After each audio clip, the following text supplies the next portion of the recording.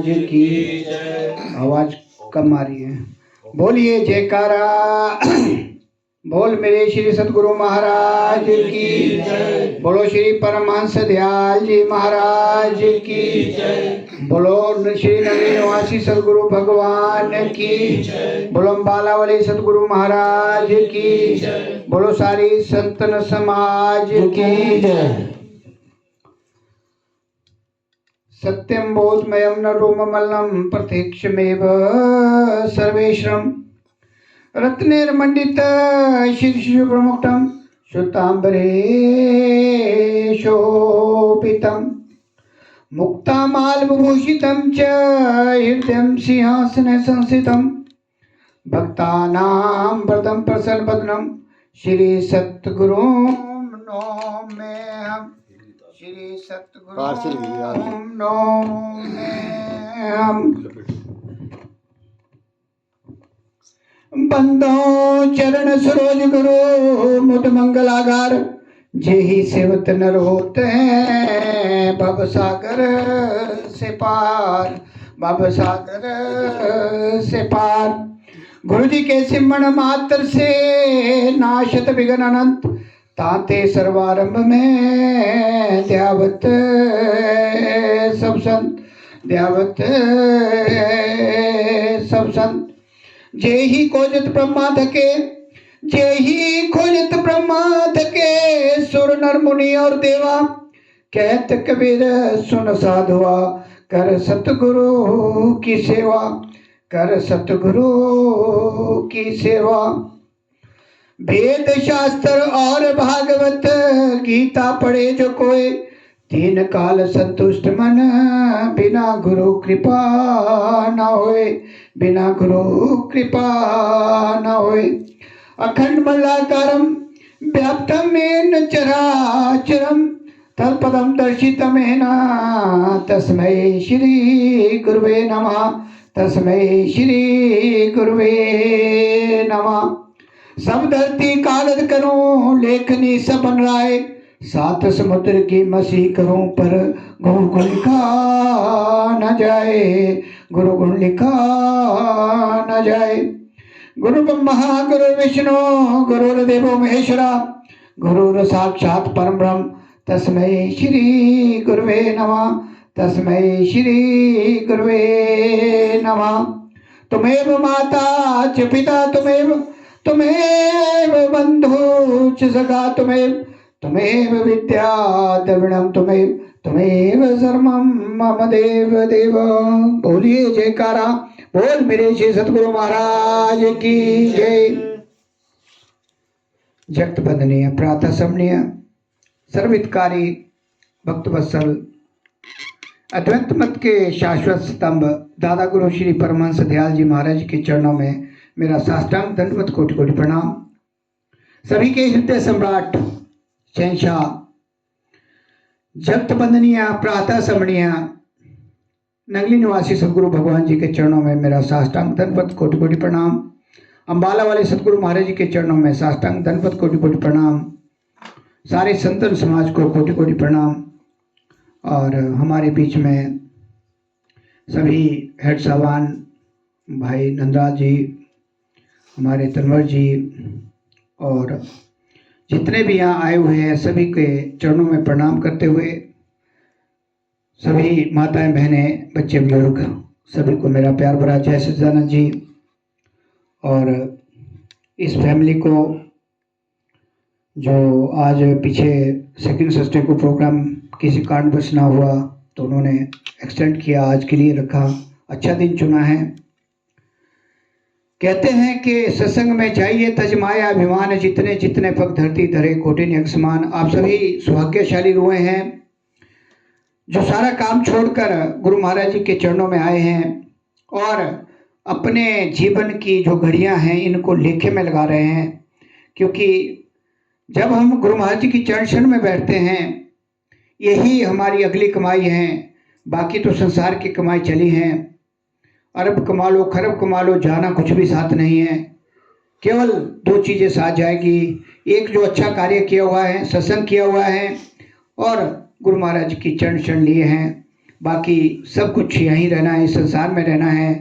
तो आप सभी जितने भी यहाँ आए हैं, जैसे भी संगम बना है, भाई नंदलाल जी ने तो काफ़ी दिनों से मतलब प्रयास करते हैं कि सभी आए और थोड़ा थोड़ा लाभ उठाते रहें, क्योंकि सत्संग में बैठने से, सत्संग में जाने से हमारे बहुत से पाप साफ हो जाते हैं जो मनसा वचना कर्मणा से हम करते हैं।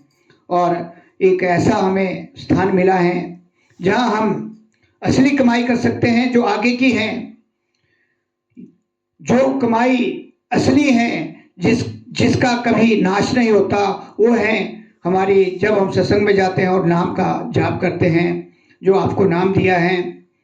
और जैसे बताया गया है कि 2500 सांसों में से 24,000 सांसों में से 2500 सांसें हमारी गुरु महाराज जी की चरण शरण में नहीं लगती, तो एरिया बनता जाता है। आप देखोगे एक महीने में हम कितने पीछे चले जाएंगे अगर हम 2500 सांसें डेली नहीं देते। तो हमारा जो असली काम है, जिसके लिए हमने शरण ली है गुरु महाराज की, अभी हमारे छठवें पातशाही के प्रवचन थे कि पूरे संसार में हलचल मची हुई है, कहीं युद्ध हो रहा है, कहीं सूखा पड़ा है, कहीं आग लगी हुई है, कहीं एक्सीडेंट हो रहे हैं और मौत का कोई पता नहीं कब आ जाए। तो उन्होंने कहा कि 1 घंटा पूरे विश्व के लिए और 1 घंटा अपने लिए। और जो देता है, उन्होंने कहा जो गुरुमुख देता है उसके हम बेलिवारस हैं, उसे कोई भी दिक्कत ना यहाँ आएगी ना आगे आएगी, वो पूरी जिम्मेदारी लेते हैं। लेकिन सबसे बड़ी बात है कि हम काल और माया के जाल में इतने फंसे हुए हैं कि हमें अपनी सूझ नहीं है। हम ये सोच के बैठे हैं कि हमें पता नहीं अभी कितना जीना है, कितना जीना है, और इसी बहाने से हम अपने जीवन को कौड़ियों के भाव खत्म कर रहे हैं। रात गुआई सोई के, दिन गुआया खाए, हीरे जैसा मुल्क जन्म कौड़ी बदली जाए। और आगे का जो हमारा असली काम है उसमें हम बहुत पीछे हैं और दुनियादारी के काम में हम फंसे हुए हैं। कोई कहीं भाग रहा है, कोई कहीं भाग रहा है। अभी आपने देखा कि देखा देखी में कितने लोग, जहाँ कुछ लोग तो ऐसे आए उस महाकुंभ से जिन्होंने छींटे ही लिए, लेकिन भाग दौड़ लगी हुई है, शांति के लिए जाते हैं तीर्थों में, लेकिन वहाँ से अशांत होके आ रहे हैं। देखा है हमने, कुछ एक्सीडेंट हो गए, कुछ कैसे बुरा हाल है। लेकिन हमारी जो मन की जो आशा है, अभिलाषा है और जो भेदचाल है, उसमें फंसे हुए हैं हम। वैसे ही हमारा यह हाल है कि हम चारों तरफ भागे हैं। गुरु महाराज जी कहते हैं, एक सादे सब सदे, सब सादे समझाए। आपको इतना बढ़िया, इतना सहज आपको जो नाम का दिया हुआ है कि 2 घंटे सवेरे 2 घंटे शाम निकालो, बजाय इधर उधर भागने के। आप देखो कि परिवर्तन कैसे नहीं होता है, जीवन कैसे नहीं बदलता, अपने आप बदलता है। लेकिन हम विश्वास नहीं करते, हमें आस्था नहीं है, पूरा विश्वास नहीं है। नाम तो ले लेते हैं, लेकिन जो हमें नियम बताए जाते हैं और जिस पे हमने चलना है वो कहीं दूर रह जाते हैं। फिर सत्संग में आके थोड़ा हम आ जाते हैं शून्य पे, भाई चलो थोड़ा हम काम कर रहे हैं, लेकिन फिर जब बाहर निकल जाते हैं तो फिर वही दिनचर्या, वही।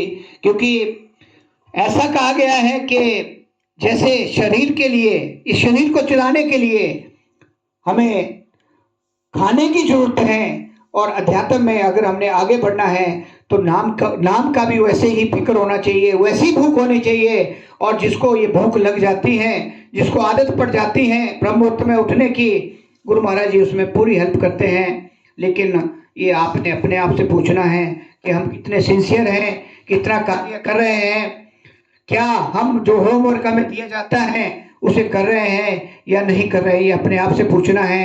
यही हमारा जो सत्संग का मेन उद्देश्य होता है कि हम जागे रहें, जागते रहें, सोए ना रहें। जागने का मतलब है कि हर समय हमारे मन में ऐसा आना चाहिए कि हम गुरु महाराज के साथ जुड़े रहें हर समय।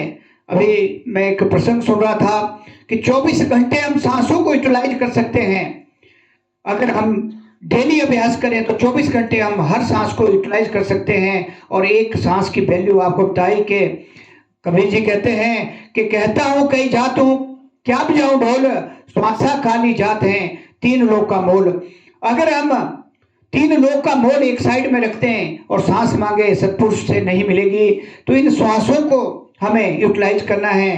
खास करके जो 60 से ऊपर है उनको तो मैं बिल्कुल सावधान करता हूँ, क्योंकि 60 के बाद ग्रेस पीरियड हमें मिला है, हम उसे जाया ना करें। अपने इधर उधर के जो बातचीत क्या क्या हम करते हैं उससे बाहर निकलकर मौन में रहकर अपना थोड़ा कार्य करें, जब भी समय लगे, और अपनी असली कमाई करें। तो मैं एक छोटा सा आपको प्रसंग सुनाता हूँ जो लेटेस्ट है कि एक मायादास जी थे जो माया के चक्रव्यूह में लगे रहते थे। उनका धंधा था कि वो क्या करते थे कि दूध बेचते थे। तो उनके एक दो लड़कियां थी, एक की शादी हो गई और एक जो छोटी थी 14-15 साल की, वो उनके साथ हेल्प करती थी। तो होता क्या है कि लड़की की ड्यूटी लगाई हुई थी कि जो दूध के बर्तन है उनको मांझना, और सवेरे जैसे ही दूध धोना होता है तो उसमें थोड़ा पानी डाल के पहले ही लाना, ताकि जो आने वाले वहाँ खड़े रहते थे उन्हें पता न चले कि इसमें पानी डाला जा रहा है या क्या किया जा रहा है। तो चलते चलते माया दास जी काफ़ी अमीर हो गए। तो होता क्या है, उन्होंने लड़की को ये निर्देश दिया हुआ था कि 3 दिशाओं में जाना है, और चौथी दिशा में एक महात्मा जी वहाँ सत्संग किया करते थे, जो रूहों को जगाया करते थे, नामदान की दीक्षा दिया करते थे। तो मायादास ने कहा कि उस तरफ नहीं जाना है, बाकी 3 दिशा जो है उसमें दूध बेचना है। वो अलग अलग उन्होंने जो थे जैसे क्लाइंट बनाए हुए थे तो वहाँ बेचते थे। होता क्या है कि समय बलवान होता है, जैसे जैसे समय निकलता है परिवर्तनशील है, आज है वो कल नहीं, जो कल है जो परसों नहीं, समय बदलता रहता है। तो एक दिन क्या हुआ कि कहते हैं कि पिछले जन्म शुद्ध कर्म अंकुर जब प्रगट्यो, तो कहीं हमारे को ऐसा संगम मिलता है जैसा भी मिला है, ये आपके पिछले जन्मों के शुद्ध कर्मों का ही जो है लेखा जोखा है, साथ में जो हमारे क्रियावान कर्म हैं उसका भी इसमें संगम बनता है। और इनको मिलाकर जब हम अच्छे कार्य करते हैं, सत्कर्म करते हैं, सत्मार्ग पर चलते हैं, तो हमें ऐसा सत्संग मिलता है, क्योंकि अंदर से आवाज आती है कि सारे काम छोड़कर हम सत्संग में जाएं और गुरु महाराज जी की चरण शरण में थोड़ी देर के लिए बैठें, जिससे हमारे जो पाप होते हैं जाने अनजाने में मनसा वचना कर्मणा से वो हमारे शुद्ध होते रहते हैं। तो उस लड़की ने देखा कि देखते हैं महात्मा जी क्या करते हैं। तो एक दिन दूध देने के बाद वो वहां चले गई। वहां सत्संग चला हुआ था कि सत्य क्या है और असत्य क्या है, दूध क्या है और पानी क्या है, इसी विषय में सत्संग चल रहा था। बेटी एक घंटे वहां बैठी, उसने सत्संग सुना। उन्होंने बताया कि सत्य का परिणाम क्या होता है और असत्य का परिणाम क्या होता है, इसी पे प्रसंग चला और सुनकर वो घर आ गई।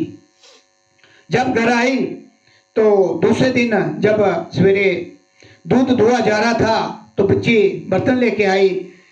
तो उसको क्या था कि अगर पानी मिलाऊंगी तो उसका परिणाम क्या होगा, आगे मुझे कैसे भुगतान करना पड़ेगा।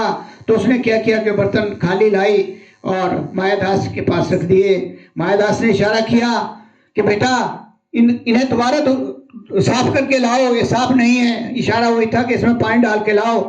बच्ची फिर ले गई, लेकिन उसने उसमें पानी नहीं डाला और वैसे ही लाई। जैसे ही दूध दो के खत्म हुआ तो बड़े लाल पीले हो गए मायादास जी। उसने पहले ही आइडिया लगा दिया था कि शायद आज ये सत्संग सुन के आई है, इसीलिए इसने पानी नहीं डाला।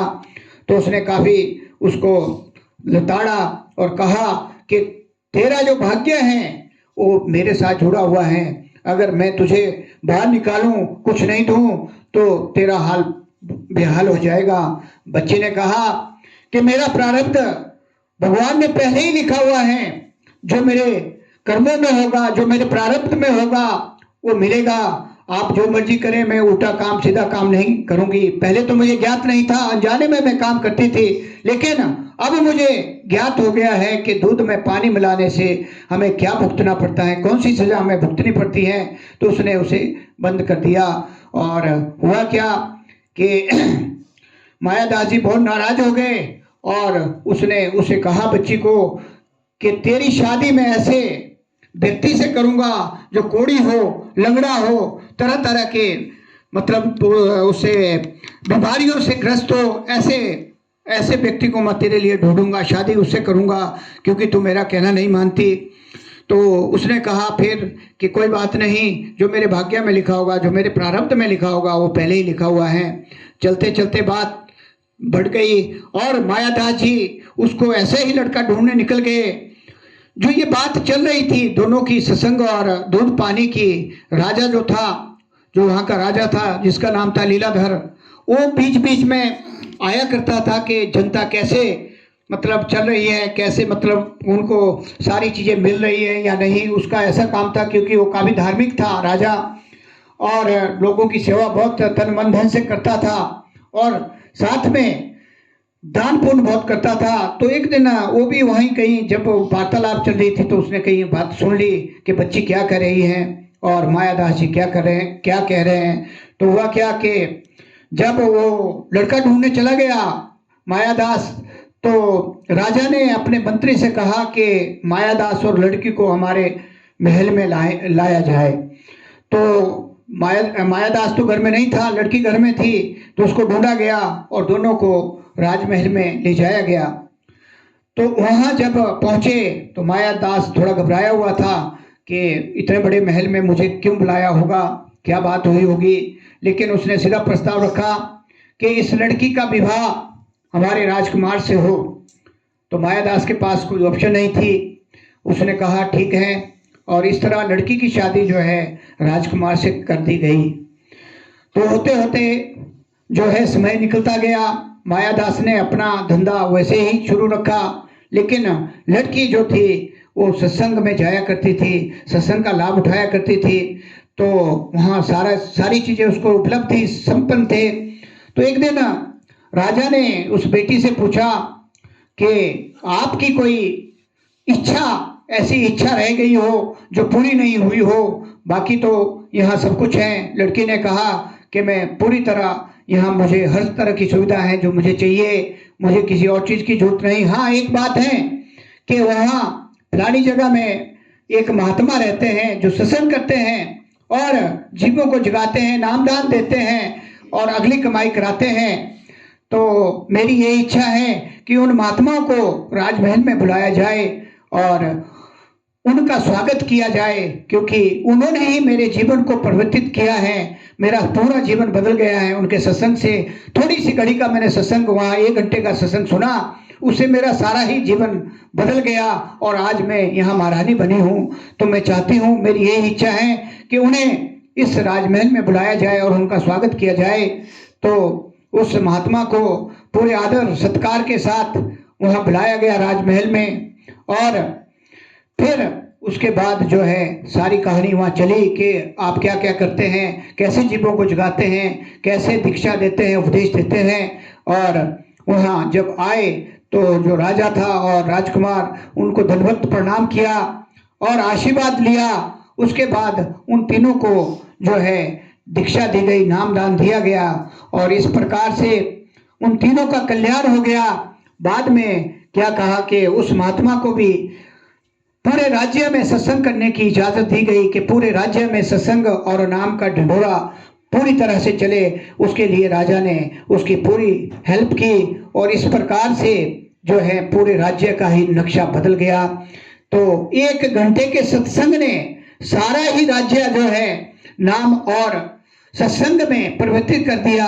तो आप में से जितने भी सत्संगी बच्चे हैं, बुजुर्ग हैं, माता हैं, बहनें हैं, जब हम इस मार्ग में चलते हैं तो कहा है हमारे गुरु महाराज जी ने कि 21 पीढ़ियों का, 21 पीढ़ियां कहते तर जाती हैं। हम पितृ दोष, फलाना दोष लेकर पता नहीं कहाँ कहाँ घूमते हैं, कहाँ कहाँ दौड़ते हैं, कितना पैसा खर्च करते हैं, लेकिन नाम की कमाई नहीं करते। जो नाम की कमाई करता है और गुरु महाराज के चरण शरण में अपना सब कुछ निछावर कर देता है, तन मन धन से अपने को गुरु महाराज की चरण शरण में ले जाता है, तो उसको तीनों प्रकार के, यहाँ भी धन और बरकत और आगे की कमाई, तीनों प्रकार के जो हैं हमारे जितने भी कष्ट हैं, जितने भी हमारे प्रारब्ध में बने हुए हैं, उनको भी गुरु महाराज जी बदल देते हैं। लेकिन हमारी सबसे बड़ी कमी रहती है कि हम उन पे विश्वास नहीं करते, और जो हमें नियम बताए उस पर नहीं चलते, और तीसरा जो 2 घंटे हमें बताए गए हैं उस मार्ग पर हम पूरा नहीं उतरते। अगर हम पूरी तरह से दृढ़ता से इस कार्य को करेंगे तो मैं आपको गारंटी देता हूं कि हमने प्रैक्टिकल रूप में देखा है कि गुरु महाराज जी हमारी कितनी हेल्प करते हैं, पूरे अंग संग रहते हैं। जब भी बुरा वक्त आता है वहाँ भी हमारी सहायता करते हैं, और हमारे घर में भी, फाइनेंशियली भी, पढ़ाई में भी, और प्रोफेशन में भी ऐसे बहुत से प्रसंग अभी लेटेस्ट मैंने देखे जिसमें प्रोफेशन में जो नाम वाला बच्चा है बहुत आगे निकलता है, ऐसा मैंने देखा गया है। लेकिन हमें पूर्ण विश्वास के साथ नाम रूपी जहाज पे चढ़कर सवार होकर आगे बढ़ना है, तभी हमारे जीवन का कल्याण निश्चित है। तो हमें थोड़े से सत्संग से कितना बड़ा लाभ होता है, इसी पर ये जो छोटा सा दृष्टांत था कि हमें पूर्ण विश्वास करते हुए हमें नाम रूपी जहाज पर चढ़कर हमें अपना कार्य करना है। जो करेगा उसको फल मिलेगा। हमने तो प्रैक्टिकल रूप में देखा है गुरु महाराज जी इतने दयालु हैं कि वो बड़े से बड़े गिरे हुए व्यक्ति को भी उन्होंने उस लेवल में पहुंचा दिया जहां हमें कभी सोचा भी नहीं था। ऐसे ऐसे दृष्टांत प्रैक्टिकल रूप में हमने देखे हैं और सुने भी हैं और चल भी रहे हैं। तो हमें इन पे पूर्ण विश्वास करके नाम रूपी जो आपको मिला है 2.5 अक्षर का, पोथी पढ़ी पढ़ी जगमुआ पंडित बयाना कोई, 2.5 अक्षर प्रेम के पढ़े सो पंडित हुए। आप सभी नाम वाले हैं और जो नहीं है उन्हें ले लेना चाहिए, क्योंकि ये जीवन बड़ा थोड़ा है और थोड़े ही समय में हमने यहाँ से कूच करना है।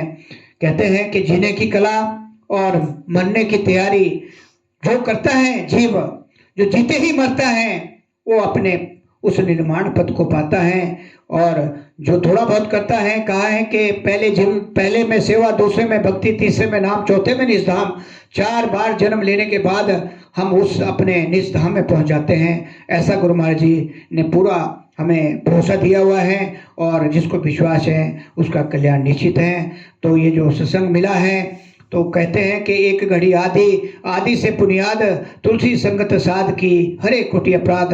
आप सभी इसके पात्र हैं कि आप सत्संग में आते हैं, और ये हमारे लाइक राम जी जिनको गुरु महाराज ने पूरी दावत बख्शी है कि हर काम छोड़कर सारा कार्य कर रहे हैं।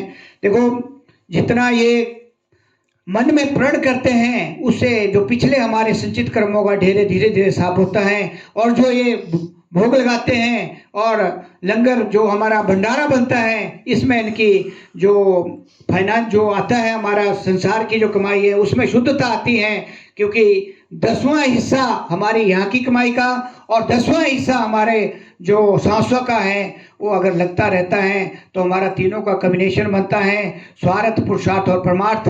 और जब तीनों का कॉम्बिनेशन बनता है तो यहाँ भी स्वर्ग है और आगे भी हमें रास्ता मिलता है। तो जो एक घड़ी में कहा 24 मिनट, आधी 12 मिनट, उससे आधी 6 मिनट, और जब हम 6 मिनट भी 24 घंटे में से नाम का जाप करते हैं तो मैंने कहा है कि सांस ऊपर जावे 3.5 करोड़, सांस नीचे आवे 3.5 करोड़, 7 करोड़ की बंदगी 10 सेकंड में होती है, और 6 मिनट में कितनी होगी, 12 में कितनी, 24 में कितनी। तो यही मतलब है कि एक घड़ी आदि से बुनियाद, तुलसी संगत साध की, कटे कोटि अपराध। तो आप सभी सौभाग्यशाली हैं जो सत्संग में आते हैं, प्रण करते हैं, और ऐसे ही सिलसिला चलता रहना चाहिए। और यही गुरु महाराज जी का संदेश है। तो मैं ज़्यादा ना बोलता हुआ यही आपसे उम्मीद रखूँगा कि हम प्रैक्टिकल रूप में अपने को ढाले, कम से कम ब्रह्म मुहूर्त में 1 घंटा सभी उठकर दें सवेरे, जो देगा उसका परिणाम अवश्यमेव मिलेगा, मन लगे ना लगे। लेकिन बोलते हैं जब दरवाजा खटखटाते हैं कभी तो खोलेंगे, कभी तो समय आएगा जब वो दरवाज़ा खोलेंगे, और जब दरवाज़ा खुल गया तो काम बन गया। तो हमें काम बनाना है, और जो हमारा दुर्लभ जीवन हमें मिला है, गिन गिन के श्वासें मिली हैं, इसका लाभ उठाना है। तो मैं इन्हीं शब्दों के साथ अपनी वाणी को विराम देते हुए बोलिए जयकारा, बोलो मेरे